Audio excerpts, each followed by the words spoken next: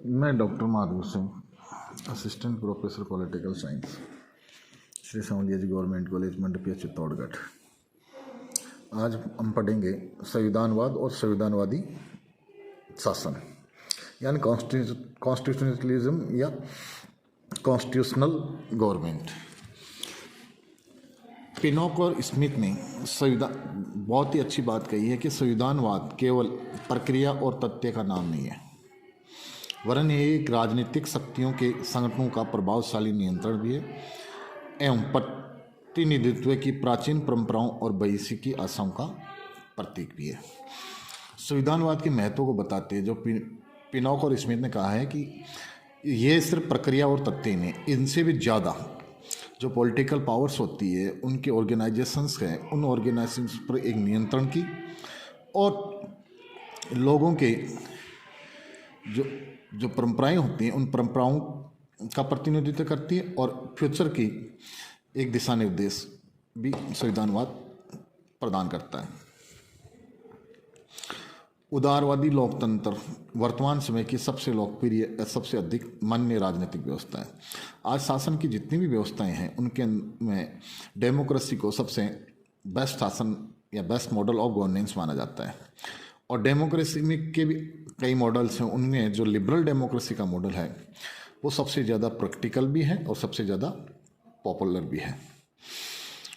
जब हम विधि के शासन और संविधानवाद की बात करते हैं तो ये उदारवादी लोकतंत्र के साथ जुड़े हुए हैं। एक प्रकार से देखा जाए, चाहे लिबरल डेमोक्रेसी हो, चाहे कॉन्स्टिट्यूशनलिज्म हो या रूल ऑफ लॉ, ये एक दूसरे से इंटरकनेक्टेड हैं। संविधानवाद या संविधानवादी शासन का एक शब्द में कहें तो इसका सिंपल सा अर्थ होता है विधि से शासित राज्य, अथवा दूसरे शब्दों में कहें सीमित शक्तियों वाला शासन।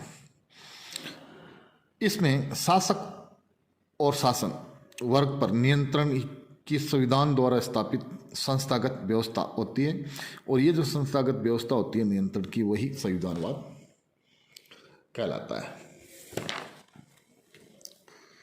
संविधानवाद की जब हम परिभाषाओं की बात करें तो कुछ विद्वानों की परिभाषाएं हैं जो महत्वपूर्ण हैं, जो सार्थक हैं और सारगम्भित रूप से संविधानवाद को परिभाषित करती है। जिनमें एक पर पहले हैं J.S. राउसेक। राउसेक कहते हैं कि एक धारणा के रूप में, एक कंसेप्ट के रूप में संविधानवाद अनिवार्य रूप से सीमित सरकार और शासक और शासित के ऊपर नियंत्रण की व्यवस्था है। यानी कि राउसेक का मानना है कि कंसेप्चुअली अगर हम देखें तो संविधानवाद लिमिटेड गवर्नमेंट एक पॉइंट, नंबर 2 रूलर और रूल्ड के ऊपर कंट्रोल का एक मैकेनिज्म है। इसी प्रकार जॉन ब्लैंडेन ने संविधानवाद को परिभाषित करते हुए लिखा है कि संवैधानिक शासन वह है जो कि विशेषतया उदारवादी हो, जो शासन की शक्तियों और उनके प्रयोग को प्रतिबंधित करती हो और राज्य के नागरिकों को अधिकतम स्वतंत्रता प्रदान करती हो। तो ब्लॉन्डेन ने जो कॉन्स्टिट्यूशनल गवर्नमेंट है उसकी 3 मुख्य विशेषता बताई है। एक, कॉन्स्टिट्यूशनल गवर्नमेंट लिबरल होनी चाहिए। दूसरा, जो शासन की जो शक्तियां हैं उन पर कंट्रोल होना चाहिए, उन पर चेक होना चाहिए। और तीसरी है, नागरिकों के जो राइट्स हैं, जो स्वतंत्रताएं हैं, वो मैक्सिमम होने चाहिए। यानी सरकार पे कंट्रोल हो, नागरिकों को ज़्यादा से ज़्यादा स्वतंत्रताएं, अधिकार मिले और जो शासन का जो स्वरूप हो वो लिबरल या उदारवादी होना चाहिए। इस प्रकार हम देखते हैं कि संवैधानिक शासन है एक प्रकार से लिमिटेड गवर्नमेंट का कंसेप्ट है। अब बात आती है संविधान और संविधानवाद में अंतर। प्राय ये देखा जाता है कि आम लोग संविधानवाद और संविधान को पर्यायवाची के रूप में ही लेते हैं, वस्तुतः इनके अंदर अंतर है। ये सही है कि संविधानवाद संविधान पर आधारित होता है और संविधान ही संविधानवाद की अभिव्यक्ति करता है। यानी कि जो कॉन्स्टिट्यूशनलिज्म है वो कॉन्स्टिट्यूशन पर बेस होता है और कॉन्स्टिट्यूशनलिज्म है वह संविधान के रूप में ही अभिव्यक्त या प्रकट होता है। इस बारे में कोरी और अब्राहम नामक विद्वानों ने बहुत ही अच्छी परिभाषा दी है। स्थापित संविधान के निर्देशों के अनुरूप शासन को संविधानवाद माना जाता है। अब इनमें अंतर की बात करते हैं। तो मुख्य मुख्य जो 4-5 प्रकार के अंतर हैं उनकी बात करते हैं। पहला अंतर है परिभाषा की दृष्टि से। संविधानवाद अगर परिभाषा की दृष्टि देखें तो एक विचारधारा का प्रतीक है, वहीं संविधान एक संगठन का प्रतीक है, यानी कॉन्स्टिट्यूशन एक ऑर्गेनाइजेशन का प्रतीक है और कॉन्स्टिट्यूशनलिज्म आइडिया या आइडियोलॉजी को रिप्रेजेंट करता है। नंबर दूसरा अंतर जो है वह है प्रकृति की दृष्टि से, यानी कि इन संविधानवाद और संविधान की जो नेचर है वो डिफरेंट होती है।